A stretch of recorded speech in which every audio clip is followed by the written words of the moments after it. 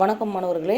இந்த வீடியோவில் நம்ம இப்போ என்ன பார்க்க போகிறோம்னா 4ஆம் வகுப்பு முதல் பருவம் தமிழ் பயிற்சி நூலில் இருக்கக்கூடிய அழகு 8 வந்த பாதையை தான் பார்க்க போகிறோம். 8.1 என்ன கொடுத்துருக்காங்க? 2 படங்களிலும் உள்ளவற்றை எழுதுவேன், அச்சொற்களை கொண்டு தொடர்கள் எழுதுவேன். இங்கே பாருங்கள், நம்மளுக்கு 2 படம் கொடுத்துருக்காங்க. அந்த 2 படத்தில் இருக்கக்கூடியது என்னென்னு சொல்லிட்டு எடுத்து எழுதிட்டு அதை வச்சு நம்ம என்ன பண்ணோம், தொடர்களை உருவாக்கணும். இங்கே பாருங்கள், இங்கே கிளி இருக்குது, இங்கே பாருங்கள் கிளி, மரம் இருக்குது, இங்கே என்ன இருக்குது, கோழி இருக்குது, இங்கே பாருங்கள் இந்த கோழி இருக்குது, சேவல் இருக்குது. இந்த படத்தில் பாருங்கள், இங்கே பாருங்கள் வாழை மரம், பனை மரம், இங்கே பாருங்கள் தென்னை மரம், இதெல்லாம் இருக்குது. இங்கே பாருங்கள் இங்கே ஒரு காளான் இருக்குது பாருங்கள், பனை மரத்துக்கு பின்னாடி. இங்கே பாருங்கள் இந்த குளத்துக்கு பக்கத்தில் காளான் இருக்குது. இங்கே பாருங்கள் தூக்கணாங்குருவி கூடு இருக்குது, உள்ளே தூக்கணாங்குருவி கூட்டுக்குள்ளே தூக்கணாங்குருவி இருக்குது. இங்கே பாருங்கள் கூட்டுக்குள்ளே என்ன இருக்குது, தூக்கணாங்குருவி இருக்குது. இதெல்லாம் வச்சு தான் வந்து நம்ம இப்போ என்ன பண்ண போகிறோம், எழுத போகிறோம். என்ன எழுதியிருக்கேன் பாருங்கள், கிளி மரக்கிளையில் உட்கார்ந்திருக்கிறது, வாழை தென்னை மற்றும் பனை மரம் குளக்கரையில் உள்ளது, தூக்கணாங்குருவி கூட்டில் உள்ளது, காளான் குளத்தின் அருகே உள்ளது. காளான் குளத்தின் அருகே உள்ளது. இதை அப்படியே எழுதிக்கிங்க. அடுத்து பாருங்கள், சொல் தொடர்வண்டி உருவாக்குவேன். ஒன்று முடிகிறத வச்சு என்ன பண்ண போகிறோம், நம்ம என்ன பண்ண போகிறோம், அடுத்தது உருவாக்குவோம். இங்கே பாருங்கள் உதாரணத்துக்கு ஒன்று கொடுத்துருக்காங்க. கடை, கடை தெரு, தெரு விளக்கு, விளக்கு விளக்கு திரி, கொய்யா, கொய்யா பழம், பழம் முடியுது, அப்போ பழக்கடை, கடைன்னு முடியுது, கடை தெரு. மலர், மலர்கொடி, கொடிமரம், மரக்கிளை. பனி, பனிக்கட்டி, கட்டி கரும்பு, கரும்பு சாறு. வாழை, வாழைப்பழம், பழக்கடை, கடை வீதி.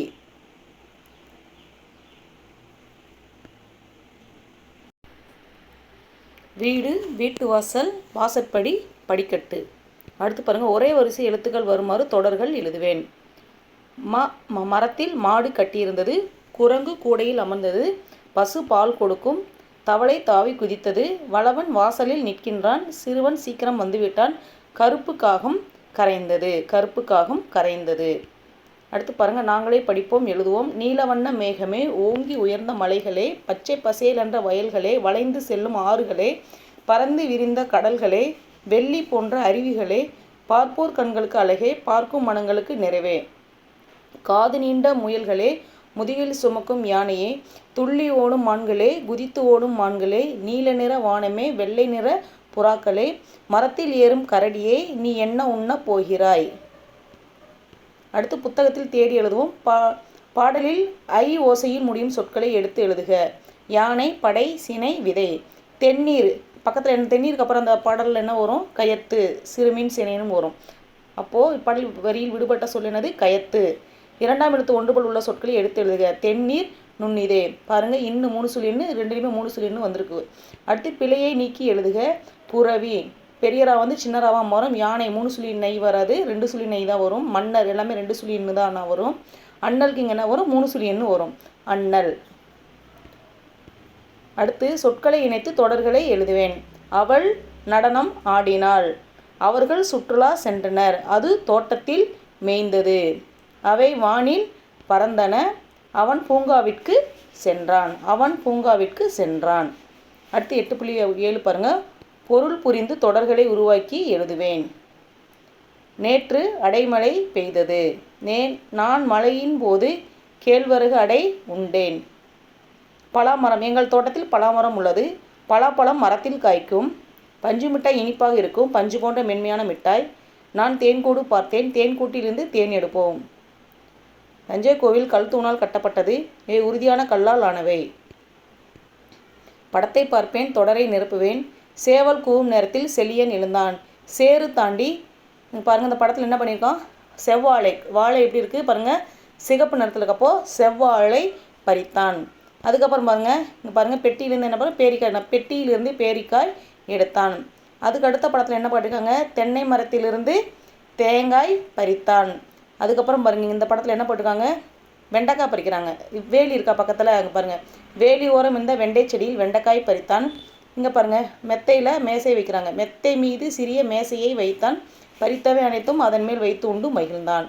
முதல்ல என்ன வருது, சேறு தாண்டி செவ்வாழை பறித்தான், பெட்டியிலிருந்து பேரிக்காய் எடுத்தான், தென்னை மரத்தில் தேங்காய் பறித்தான், வேலி ஓரம் இந்த வெண்டை செடியில் வெண்டைக்காய் பறித்தான், மெத்தை மீது சிறிய மேசையை வைத்தான். படிப்பேன் சரியான தெரிவிற்கு வண்ணமிடுவேன். வெயில் நேரத்தில் குரங்கு ஒன்று மிகவும் களைப்புடன் இருந்தது. அங்கு ஒரு மரத்தை கண்டது. மரத்தில் பழங்கள் இல்லை, ஆனால் இலைகள் இருந்தன. அருகே ஒரு குளம் இருந்தது. அக்குளத்தில் சேறு மட்டுமே இருந்தது. குரங்கு என்ன பண்ணியிருக்கு, களைப்பாக வெயில் நேரத்தில் போயிட்டுருக்கு. அப்போ மரத்தில் பழங்கள் எதுவுமே இல்லை, குளத்தில் பார்த்தோன்னா தண்ணியும் இல்லை, சேறு தான் இருக்குது. அப்போ குரங்கு அங்கே என்ன செஞ்சுருக்கோம், நிழலில் இளைப்பாரிக்கும். ஏன்னா பழமும் இல்லை, பழம் சாப்பிட்டுக்க முடியாது, தண்ணி இல்லை, தண்ணியும் குடிச்சிருக்க முடியாது. அப்போ என்ன பண்ணியிருக்கோம், நிழலில் இளைப்பாரி இருக்கும். அப்பா காய் வாங்கி வர சொன்னார் அண்ணா. காய்கறி விற்பவர் என்ன கேட்குறார், என்ன காய் என்று சொல்லு தம்பி. சரண் கடைக்கு ஓடி வந்தது. தாகமாக இருக்கிறது, என் தாகத்தை நீக்க வேண்டும், சமையலுக்கும் பயன்பட வேண்டும், அப்படி ஒரு காயை கொடுங்கள் அண்ணா அப்படின்னு சொல்லி கேட்குறாரு. காய்கறி இருந்தா தம்பி, நீ கேட்ட காய். அதாவது கடைக்கு தாகமாக இருக்குது, அதை சமையலுக்கும் பயன்படுத்தணும்னா அப்புறம் என்ன காயாக இருக்கும். சரண் என்ன காய் வாங்கியிருப்பான், தேங்காய். என்னது, தேங்காய் தான். அதில் இருக்க தண்ணி குடித்தா நம்மளுக்கு தாகம் தீரும், அதை நம்ம என்ன பண்ணலாம், சமையலுக்கும் பயன்படுத்தலாம். ஊரின் ஓரத்தில் ஓர் ஆறு இருந்தது. அது தண்ணீர் இல்லாமல் வற்றி இருந்தது. ஆறு மிக அகலமாக இருந்தது. அந்த ஊர்க்காரர் மிக முக்கிய வேலையாக ஆற்றை கடக்க வந்தார். அவர் எவ்வாறு ஆற்றை கடந்திருப்பார், நல்லா கவனிங்க. ஆற்றில் தண்ணி இல்லை, தண்ணி இருந்தால் தான் படகில் சென்றிருக்க முடியும், இல்லை கப்பலில் சென்றிருக்க முடியும், நீந்தி சென்றிருக்க முடியும். தண்ணியே இல்லைன்னா எப்படி போயிருக்க முடியும், நடந்து தான் செல்ல முடியும். அப்போ பதில் என்ன, நடந்து சென்று. அடுத்து பாருங்கள் 8.10 எழுத்திற்குரிய சொற்களை எழுதி தொடராக்குவேன். சரண் சுண்டல் சாப்பிட்டான். சொக்கன் சிறிது சிறிதாக சேமித்தான். சீவகன் செவந்தியை சோலையில் பறித்தான். சூரியும் செய்தவையும் சௌச்சௌ சாப்பிட்டனர். சொற்கள் அமைந்திருக்கும் இடத்திற்கேற்ப தொடர் எழுதுவேன். காடை நிலத்தில் வாழும், பனைமரத்தை சார்ந்தது பனங்காடை. யானை காட்டில் வாழும், நீரில் வாழ்வது நீர் யானை. குதிரை வண்டி இழுக்கும், வரிகள் இருப்பது வரி குதிரை. கடை அருகில் உள்ளது, பூக்கள் விற்பது பூக்கடை. பூக்கள் விற்பது பூக்கடை. படிப்பேன் மின்னுவேன்.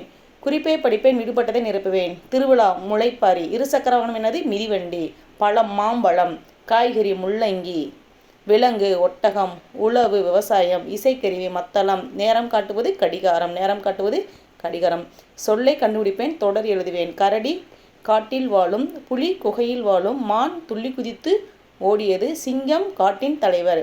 மிளகாய் காரமாக இருக்கும், வாழைக்காய் பொரியல் சுவையாக இருக்கும், காளான் மழை பெய்த உடனே காளான் வளரும், தக்காளியின் வண்ணம் சிவப்பு.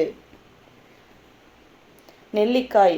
நெல், வயலில் நெல் விளைந்து இருந்தது. காய், இதிலிருந்து சொற்களை உருவாக்கி எழுதணும். காய் என்ற சொற்கள் எடுக்கலாம். காய்கறிகள் உடலுக்கு வலிமை தரும். நெய் உணவுக்கு சுவை தரும். கால், சிலந்திக்கு 8 கால்கள் உள்ளன. கல்வி செல்வம். கல்வியே சிறந்த செல்வம். வில், அர்ஜுனன் வில் வித்தையில் சிறந்தவன். செல்வம் வாழ்க்கைக்கு மிக முக்கியம். செவி, பெரியோர்கள் உரையை செவி கொடுத்து கேட்க வேண்டும். பாடலை படிப்பேன், தொடர்ந்து எழுதுவேன். அழகு மலையின் அடிவாரத்தில் அழகாய் ஆறு ஓடியது. அசைந்து வந்த தண்ணீரில் அசைந்தே யானை குளித்தது. பறந்து வந்த கொக்குகள் பறந்தே மீனை கொத்தின. உருண்டு வந்த கூழாங்கற்கள் உருண்டே கரையில் ஒதுங்கின. நகர்ந்து வந்த நண்டுகள் நகர்ந்தே வலைக்குள் சென்றன. நீந்தி வந்த மீன்கள் நீந்தியே கரை ஒதுங்கின. குளிக்க வந்த யானையோ குளித்து நனைந்தன. அவ்வளோதான், இந்த வீடியோ முடிந்தது. இந்த வீடியோ உங்களுக்கு பிடிச்சிருந்துச்சுன்னா மறக்காமல் லைக் பண்ணுங்கள், கமெண்ட் பண்ணுங்கள். உங்கள் நண்பர்களும் பார்க்கணும்னா ஷேர் பண்ணுங்கள். நன்றி, வணக்கம்.